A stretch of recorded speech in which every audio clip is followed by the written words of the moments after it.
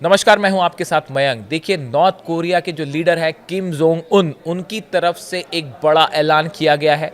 उन्होंने इजराइल को बड़ी वार्निंग दी है और उन्होंने ये कहा है कि अगर इजराइल ने अब की बार ईरान पर हमला करने की हिम्मत की तो उसका नतीजा ये होगा कि इजराइल नक्शे से मिट जाएगा, इजराइल पूरी तरह से खत्म हो जाएगा। और ये धमकी दी है, ये चेतावनी दी है, किम जोंग उन की तरफ से दी गई है। किम जोंग उन ने कहा है कि पिछली बार 12 दिन की जो जंग हुई वो सीज फायर हुआ, इसलिए वो जंग रुक गई, लेकिन अब की बार ऐसा नहीं होगा और अगर जंग होती है तो इजराइल को करारा जवाब मिलेगा और ऐसा जवाब मिलेगा कि शायद इजराइल पूरी तरह से तबाह हो जाए और ईरान की बड़ी जीत होगी। ये कहना है किम जोंग उन का। देखिए, उन्होंने जो है कई और बातें कही हैं, मैं आपको पढ़ के बताता हूं। North Korea's leader Kim Jong Un has strongly condemned Israel, described it as a terrorist project.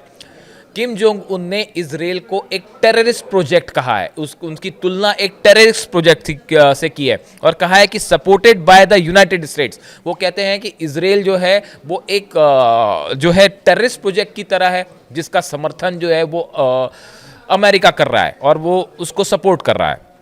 While reaffirming Pyongyang's long-standing refusal to recognize it as its support for the Palestinian people, उन्होंने ये कहा है कि हम कभी Israel को मान्यता नहीं देंगे और नॉर्थ कोरिया हमेशा फिलिस्तीनियों के साथ खड़ा रहेगा। एक बार फिर उन्होंने इस बात को दोहराया। देखिए, किम जोंग उन पहले भी कई बार ये बात कह चुके हैं कि वो किसी कीमत पर इजराइल को जो है एक देश के रूप में मान्यता नहीं देंगे और उन्होंने हमेशा ये बात कही कि हम फिलिस्तीनियों के साथ खड़े हैं और एक बार फिर उन्होंने गजा को लेकर ये बात दोहराई है कि हम फिलिस्तीनियों के साथ खड़े हैं। इसके साथ ही उन्होंने कई और बातें कही। Kim said the Israeli regime operate as an instrument of western powers. उन्होंने ये कहा कि इजराइल जो है वो जो पश्चिमी देश है, पश्चिमी शक्तियों के एक इंस्ट्रूमेंट की तरह काम करता है, एक ऐसे देश के रूप में काम करता है जो अमेरिका और जो यूरोपीय देश हैं उसके उनके जो इंटरेस्ट है उसको आगे बढ़ाने का काम करता है। Emphasizing that Washington backs Israel to advance strategic interest in West Asia. उनका ये कहना है कि अमेरिका अपने जो इंटरेस्ट होते हैं, अपने जो हित होते हैं, अपने जो लक्ष्य होते हैं, उसको इजराइल की मदद से पूरे मिडिल ईस्ट में और वेस्ट एशिया में लागू करने की कोशिश करता है।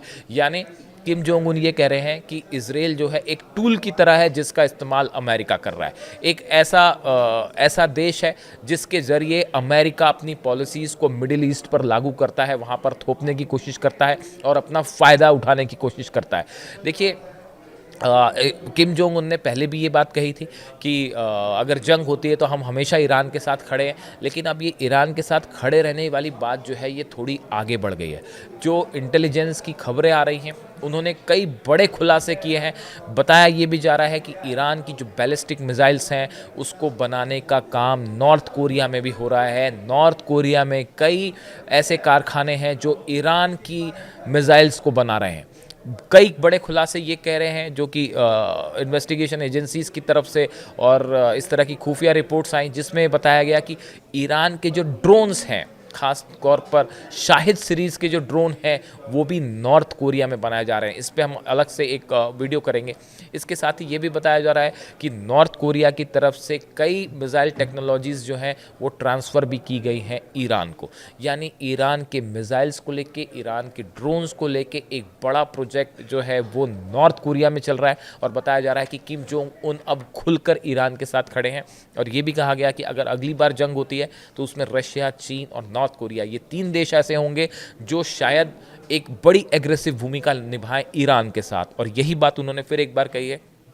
देखिए, पिछले 48 घंटे में जिस तरह से इजराइल के जो चीफ ऑफ स्टाफ है उनकी तरफ से बयान आया कि ईरान में बड़ी मिलिट्री एक्सरसाइज हो रही है, ईरान में जो है मिसाइल ड्रिल हो रही है और इसके चलते जो है वो ये भी कोशिश हो सकती है कि ईरान जो है इजराइल पर हमला कर दे। इसको लेकर बड़े खौफ रहा पिछले 48 से घंटे में और करीब पिछले 3 दिनों से इजराइल में काफ़ी खौफ है। जितने डिफेंस सिस्टम हैं, डेविड स्लिंग हो, थार्ड हो, आयरन डोम हो, सब एक्टिवेट कर दिए गए और ये सब शुरू हुआ उस बयान के बाद से जो इजराइल के चीफ ऑफ स्टाफ ने दिया।